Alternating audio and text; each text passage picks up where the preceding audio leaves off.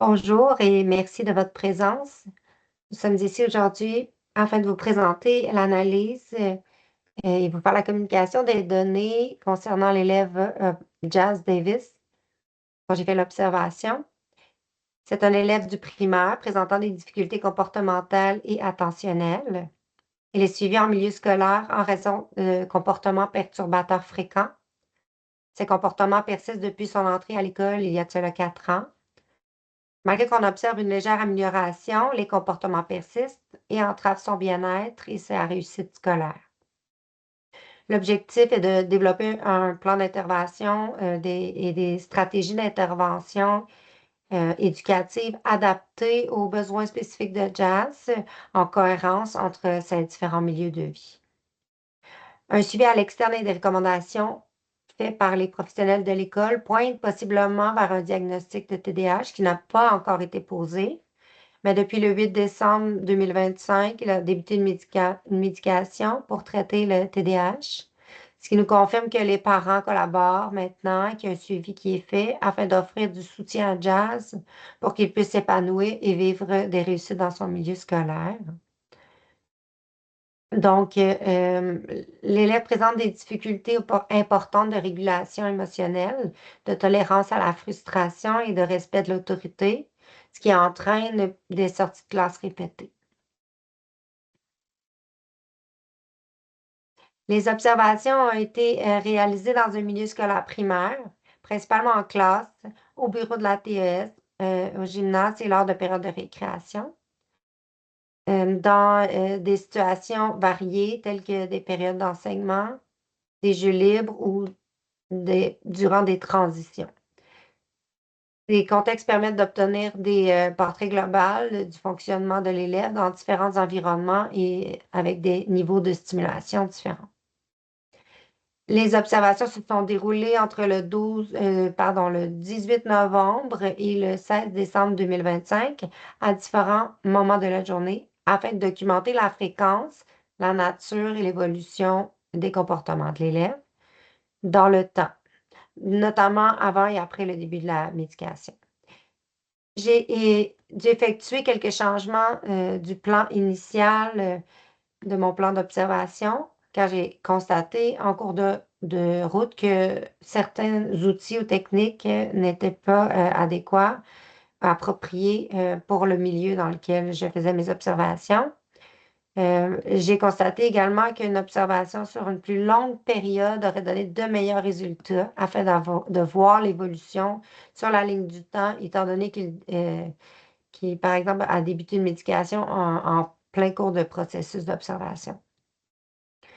Les observations ont comme centration la nature des comportements perturbateurs et leur fréquence. Les 4 aspects principaux observés sont l'impulsivité, l'inattention, l'hyperactivité, ainsi que l'opposition et la provocation. Afin de recueillir les données, j'ai utilisé plusieurs outils techniques.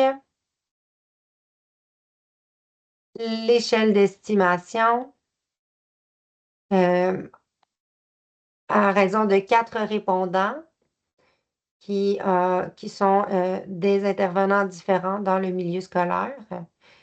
Cette échelle d'estimation a permis de quantifier les fréquences des comportements attendus en classe. Ensuite, donc je vous présente ici l'échelle d'estimation. Ensuite, les techniques, j'ai l'observation libre afin de réaliser un contexte naturel pour décrire précisément les comportements sans interprétation. Le journal de base structuré, centré sur la nature des comportements, menant en sortie de classe et l'effet d'observation, d'analyser les déclencheurs, les réactions de l'élève. Donc, voici l'échelle d'estimation. On peut observer ici le graphique qui présente les moyennes obtenues. On observe que les comportements ayant les moyennes les plus élevées sont lever la main avant de parler et effectuer le travail demandé, ce qui démontre une capacité à fonctionner en classe et de s'adapter dans le contexte scolaire. À l'inverse, on observe que rester assis, écouter les consignes, exprimer ses émotions adéquatement obtiennent des moyennes plus faibles.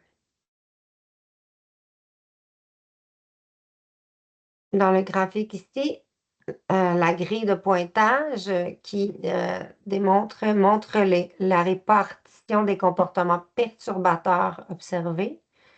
Les comportements les plus fréquents sont le non-respect des consignes et l'agitation motrice et le langage grossier.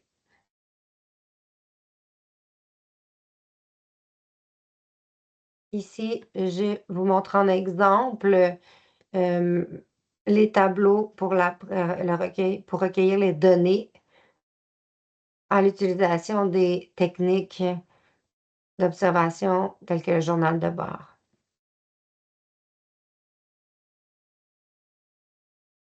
Le constat suite à la compilation des données, plusieurs constats peuvent être dégagés.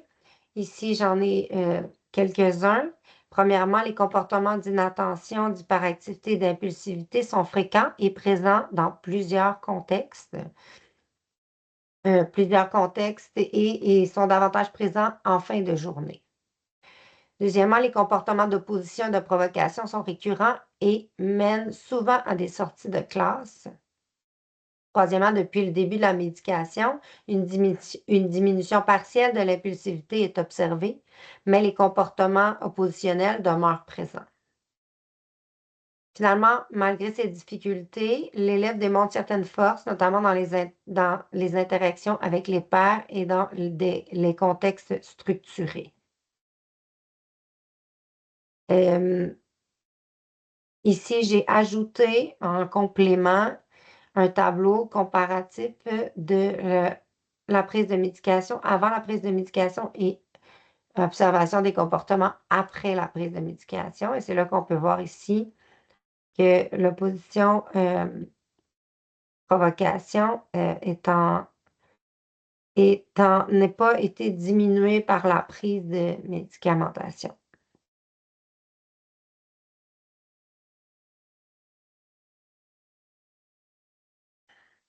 Donc, l'analyse de la situation.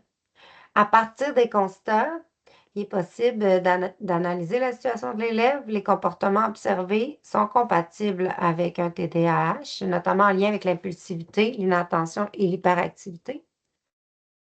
La persistance des comportements d'opposition suggère toutefois que la médication seule ne répond pas à l'ensemble des besoins de l'élève. Les comportements d'opposition semblent être davantage présents lors de situations de frustration, de contraintes ou de tâches perçues comme difficiles, ce qui laisse croire qu'il a une faible tolérance à la frustration et à un besoin d'encadrement accru. L'analyse démontre également que l'environnement joue un rôle important puisque l'élève fonctionne mieux dans des contextes structurés et prévisibles. Donc, les recommandations d'intervention, à la lumière de cette analyse, il serait pertinent de maintenir des interventions éducatives structurées, complémentaires à la médication, d'offrir des stratégies telles que des consignes claires, des pauses préventives, le renforcement positif également, l'attention positive et l'enseignement de stratégies d'autorégulation et la mise en place d'ateliers sur la gestion des émotions devrait être priorisée. Il est également recommandé de miser sur les forces de l'élève et d'assurer une cohérence entre les adultes qui interviennent avec lui. En conclusion,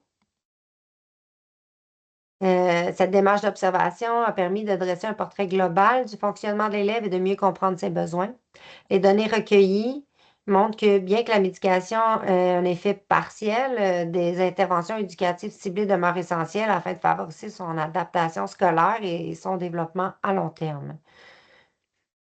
Donc, je vous invite à consulter les documents que je vous ai fait parvenir, contenant les tableaux et les détails des outils utilisés lors de ma collecte de données.